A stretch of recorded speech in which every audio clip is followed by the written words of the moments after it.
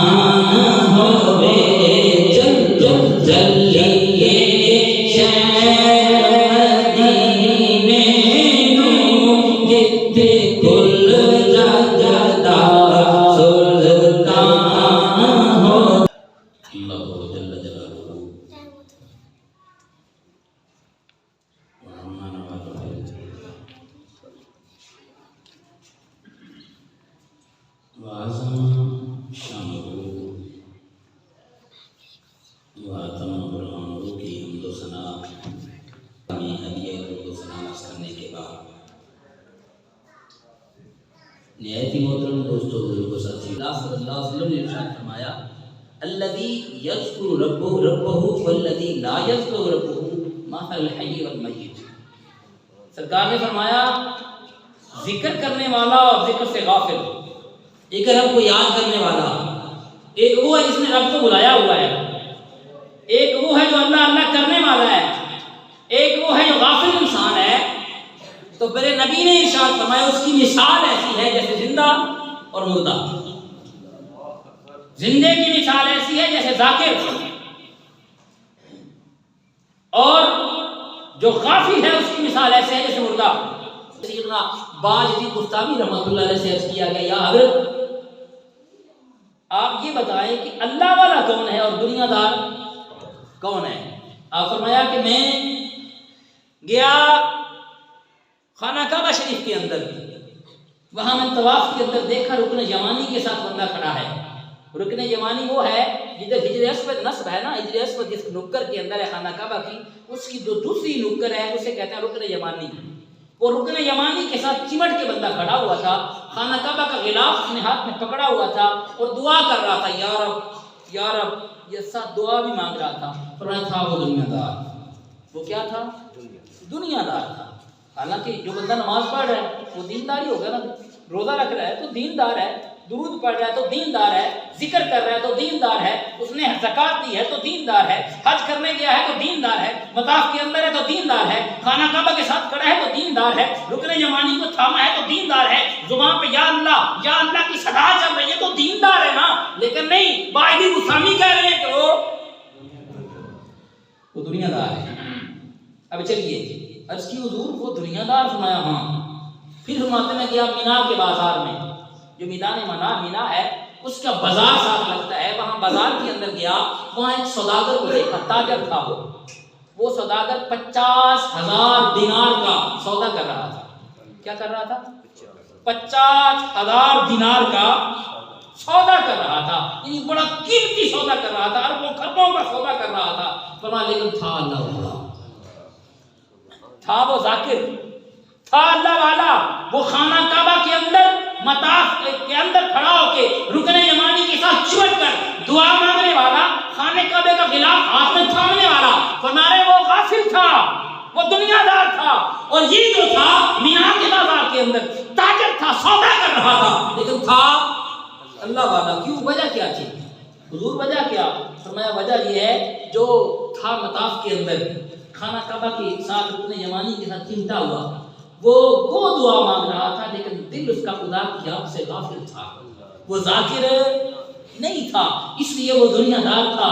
کیوں؟ وہ چلتا پھرتا مردہ تھا، اور جو تھا مینا کے بازار کے اندر وہ سودا کر رہا تھا، لین دین کر رہا تھا، تجارت کر رہا تھا، بزنس کر رہا تھا اپنا، لیکن اس کا دل خدا کی یاد سے غافل نہیں تھا، اپنا دل اس کا خدا کی ذات میں غرق تھا، ڈوبا ہوا تھا، وہ اللہ کی یاد بھی کر رہا تھا، اس کا کوئی سانس ذکر سے خالی نہیں، وہ ذاکر بندہ تھا، تو ذاکر تھا اس لیے وہ اللہ کے الذین نسوا اللہ، ان جیسے نہ ہونا جو اللہ کو بلائے بیٹھے، جو اللہ کو بھول جاتا ہے۔ ان کے ساتھ معاملہ کیا ہوتا ہے؟ فرمایا فانساہم انفسہم، جو مجھے بھلا دے، اللہ کو بھلا دے، اللہ فرماتا ہے میں اس کو اپنا آپ بھلوا دیتا ہوں، پھر وہ دنیا جو گئی رہ جاتا ہے، دن رات بھاگ دوڑ لگی ہے، کما لو کما لو کما لو، اسے اکٹھی کرنے کی اتنی طرح پپان لگا دیتا ہے، وہ دن رات بھاگا ہوا ہے، دنیا اکٹھی کر رہا ہے، مال اکٹھا کر رہا ہے، عزت کے لیے بھاگا پھرتا ہے، مال کے لیے بھاگا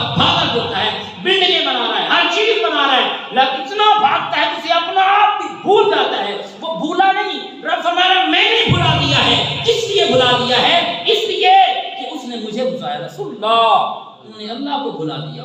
جب اللہ کو بھلایا تو اللہ نے پھر علامہ ابن کثیر نے اس کو نقل فرمایا ہے، وہ فرماتے ہیں کہ سیدنا موسیٰ کلیم اللہ کے زمانہ کے اندر ایک لڑکا تھا۔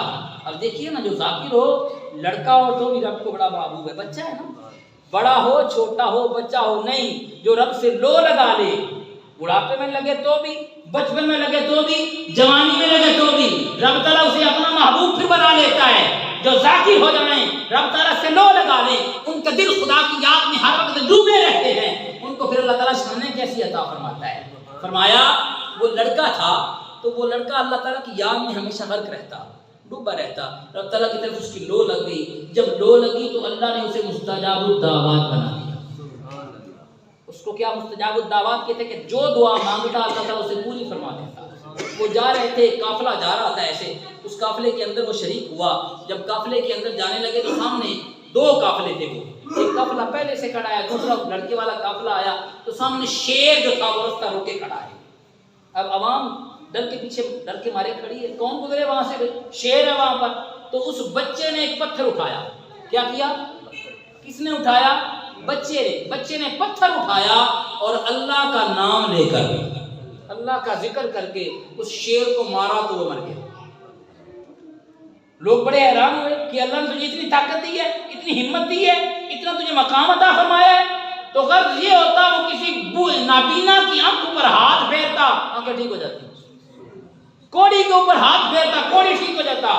برس والے پہ ہاتھ پھیرتا، برس جاتا رہتا.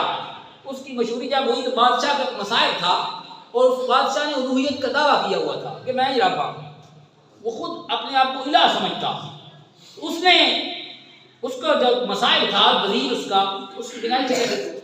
جب اس کی بینائی چلی گئی اس کے پاس چرچا پہنچا. اس نے کہا کہ لڑکا ہے اس طرح بھائی، وہ دم کرتا ہے، ہاتھ پھیرتا ہے، آنکھیں ٹھیک ہو جاتی ہیں. وہ وزیر اس کے پاس چلا گیا، لڑکے کے پاس.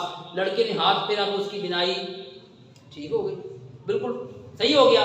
جب اس کی بینائی درست ہوئی تو وہ جو تھا نا وزیر، اس نے آ کے بادشاہ کو بتلایا.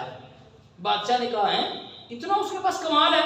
اس کو اپنی جو بادشاہی کی ڈاما ڈول ہوتی نظر آئی کہ لوگ تو اس کی طرف جائیں گے. میں نے تو منانا کہ میرے پاس ایسا کوئی کمال نہیں ہے، میں تو بڑی بڑائی کرنا چلا پھرنا، کیونکہ وہ تو بنا بنایا تھا نا خواہ اپنی وہ ہاتھ کی چلاکی یا آنکھ کی صفائی کہہ لیں. اس کے ساتھ تباتو کے اوپر ہی یا اپنے نڈے کے طور پہ رب بنا بیٹھا تھا. تو اس نے کہا کہ مجھے تو اس سے خطرہ لاحق ہے. اس نے اس کو بلایا اور اس سے کہا کہ میرے سوا بھی تیرا کوئی رب ہے؟ یعنی وہ اتنا خود کو گھمنڈ تھا اس کا کہ میں ہی رب ہوں. اس نے پوچھا کہ تیرا میرے سوا بھی کوئی رب ہے؟ اس نے کہا ہاں، میرا اور تیرا رب وہ اور ہے. تیرا رب وہ ہے، میرا رب بھی وہ ہے. اس نے کہا کہ تو یہ اپنا کلمہ چھوڑ دے، مجھے الہ مان، سجدہ کر مجھے. بچے نے کہا نہیں، میں اس رب کو ماننے والا ہوں جو میری ہر دعا قبول کرتا ہے، ہر جگہ میری مدد کرتا ہے. اس نے بڑی کوششیں کی. اس نے پھر ایک چال چلی. اس نے کہا ایسے کرو، اس کو پہاڑ کے اوپر چڑھا دو، پہاڑ کے اوپر لے جاؤ، جا کے نیچے گرا دینا تاکہ اس کی ہڈیاں بھی ٹوٹ جائیں، پتہ چلے جو مجھے رب نہیں مانتا اس کے ساتھ میں کیسا اثر کرتا ہوں. یعنی اس نے ایسا اس نے دعویٰ جو کیا اس کے اوپر لوگوں کو مثال، تاکہ لوگوں کے لیے تمثیل بن جائے، لوگ ڈرے مجھ سے. جب اس نے ایسا کیا تو وہ ساتھ لڑکے کو لے کے گئے پہاڑ پر. اس کے جو ٹیم تھی وہاں پہ جا کے انہوں نے کہا کیا فَذَهَبُوا بِهِ، وہ اسے جا کے انہوں نے نیچے پھینکنا چاہا. تو اس لڑکے نے کیا اس نے کہا عرض کی اللہم اکفہم بما شئت، یا اللہ ان کی شہادت سے مجھے محفوظ فرما. بچے نے دعا کی، زلزلہ آ گیا. لیکن زلزلہ کیسا آیا ہے؟ زلزلہ ہی بڑا سیانا ہے. آیا تھا نا وہ جو ادھر کشمیر کے علاقے میں آج سے 8-10 سال پہلے زلزلہ، سوات کے علاقے میں، اور زلزلہ آیا، کتنا شدید زلزلہ تھا. لیکن اللہ والے کی مزار پہ نہیں آیا. پہاڑی کے اوپر اللہ والے کا مزار ہے. وہاں ایک بندہ تھا صحافی گیا وہاں پہ، وہ اندر گیا دعا مانگنے. باہر دیکھا اس نے شہر کا نظارہ کیا، ایسے بڑا خوبصورت شہر ہے. شہر کو دیکھ کے پھر وہ مزار کے اندر چلا گیا. پہاڑی کے اوپر تھا مزار، وہاں سے سارا شہر نظر آ رہا تھا. اس نے شہر کو دیکھا، شہر کو دیکھ کے پھر اندر چلا گیا، دعا مانگی. دعا مانگ کے جب واپس آیا تو شہر نظر ہی نہیں آیا. شہر سارا غرق ہو گیا. زلزلہ آیا لیکن زلزلہ بھی جانتا ہے یہ اللہ کے ولی کا مزار ہے. اللہ کے ولی کو مزار پہ اس میں نقصان ہے. اب زلزلہ آیا، اس ولی کے کوئی نقصان، پہاڑ وجد میں آیا، پہاڑ میں کانپنے لگا پہاڑ. زلزلہ ایسا آیا بادشاہ کے سارے حوالے ختم ہو گئے، نیچے گرے، ان کی ہڈیوں کا بھی سرما بن گیا، قیمہ ہو گیا ان کا. لیکن اللہ کے ولی کو کچھ بھی نہیں ہوا. وہ خرامہ نیچے اترا. پھر بادشاہ نے دیکھا ہے تو صحیح سلامت ہے. جب بادشاہ نے صحیح سلامت دیکھا، بادشاہ نے کہا ایسے کرو، ایسے نہیں مرے گا یہ، اس کو سمندر کے اندر لے جاؤ، سمندر کے اندر کشتی میں بٹھا کے لے جاؤ. جب گہرا پانی آ جائے اس کو نیچے ہاتھ کو باندھ کے نیچے گرا دینا، پانی میں ڈوب کے مرے. اب انہوں نے پھر اس کو پکڑا، بٹھایا کشتی کے اندر، بادشاہ کے مسائل بھی ساتھ ہیں، چلے گئے سمندر کا گہرا پانی جب آیا اس نے پھر دعا کی، یا اللہ اللہم اکفی بما شئت، یا اللہ میرے لیے تو ہی کافی ہو جا، کہ یا اللہ تو ہی مجھے کافی ہے، تو ہی میری کفایت کرنے والا ہے، تو ہی میرا پرسان حال ہے، یا اللہ مجھے کافی ہو جائے ان کی شرارت سے۔ تو اللہ عز و جل نے دریا کے اندر پھر طوفانوں کو برپا کر دیا اس بچے کی دعا سے، لیکن طوفان کو پتا ہے کشتی کے باقی سوار بھرے ڈبونے ہیں، اللہ کے ولی کو بچانا ہے، جو ذاکر ہوں، جن کی لو اللہ سے لگی ہوئی ہے، وہ جو اللہ کے محبوب بندے ہیں، وہ جو اللہ کی رضا میں راضی رہنے والے ہیں، جو رب تعالیٰ کی ہر وقت رضا چاہتے ہیں، وہ ہر وقت یہ چاہتے ہیں رب راضی ہو جا، کچھ بھی کریں رب راضی ہو جا، نمازیں پڑھتے ہیں رب راضی ہو جا، روزے رکھتے ہیں رب راضی ہو جا، برائیاں نہیں کرتے رب راضی ہو جا، ہر وقت رب کی رضا چاہنے والے، رب تعالیٰ ان کا یوں خیال کرتا ہے۔ پوری کشتی کے اندر ہر بندے کو طوفان نے تباہ کر دیا، نہ بچے کو چھیڑا ہے نہ کشتی کو چھیڑا ہے۔ اللہ کا وہ ولی پھر بچ گیا۔ بادشاہ نے وہ ساحل پہ جب آیا، بادشاہ موجود تھا، بادشاہ نے دیکھا، پھر حیران ہوا کہ اب یہ تو اس کی تو اور بھاگ بیٹھی لوگوں پر، میں نے پہاڑ پہ چڑھوایا اسے کچھ نہیں ہوا، میرے حوالی ختم ہو گئے، میں نے سمندر میں بھجوایا میرے حوالی ڈوب گئے، یہ پھر بچ کے آ گیا، اب اس کی دھاگ تو پھر بیٹھ جائے گی، اس کا تذکرہ پھر جم کے چلے گا، بڑا پریشان ہوا۔ بچہ کہتا ہے تو میں نے مار نہیں سکتا، ہاں جیسے میں تو ہوں ویسے گئے تو پھر تو مجھے مار لے گا، پھر تو مجھے شہید کر سکتا ہے۔ اس نے کہا عجیب بندہ ہے، اپنی مارنے کی ترکیبیں خود ہی بتا رہا ہے، لیکن نہیں، اللہ کے ولیوں کی اور رب تعالیٰ کے ہر کام کے اندر حکمت ہوتی ہے، اور اللہ کے ولی کا خون کبھی رائے گا؟ جس رب نے اسے پہاڑ سے بچایا، جس رب نے اسے سمندر سے بچایا، اب اگر اس کو شہادت کا رتبہ دے رہا ہے تو دیکھیے اس کا خون رنگ پھر کیسے لا رہا ہے۔ اس نے کہا ایک طریقہ ہے بھائی، اگر تو اس طرح کرے جیسے میں تو ہوں تو پھر تیری جو ہے نا میری شہادت ہو سکتی ہے۔ اس نے کہا ہاں جی طریقہ بتا بھائی، میں تو اس سے بڑا خوف زدہ ہوں، میری تو خدا ہی بھی جانتی ہے۔